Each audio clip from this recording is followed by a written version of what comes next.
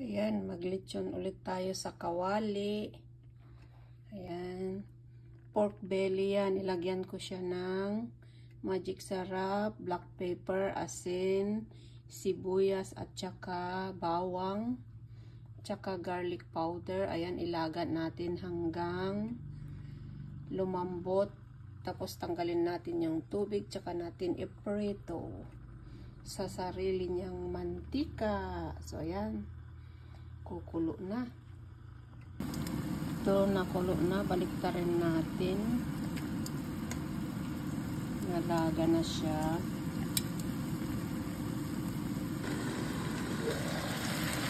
Ayan o, hanggang maubos yung kanyang tubig.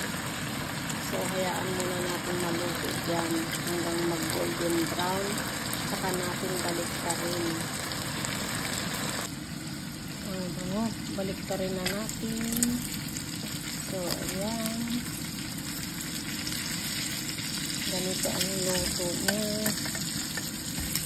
So meron na tayong lechon sa kawali.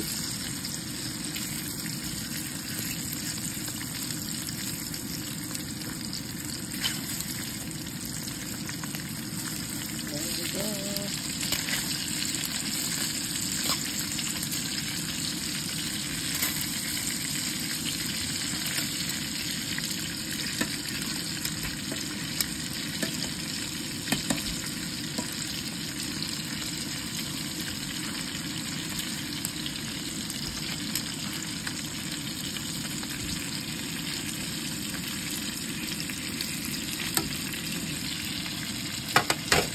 Medium fire ko lang nilagay.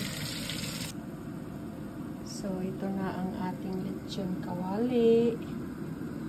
Lechon sa kawali. Yung belly ko, wala lang siyang balat. So, ayan, oh. Ayan, ang sarap. Ang lambot niya, oh. Oh, ang lambot. Malambot. Ang sarap. Papakin.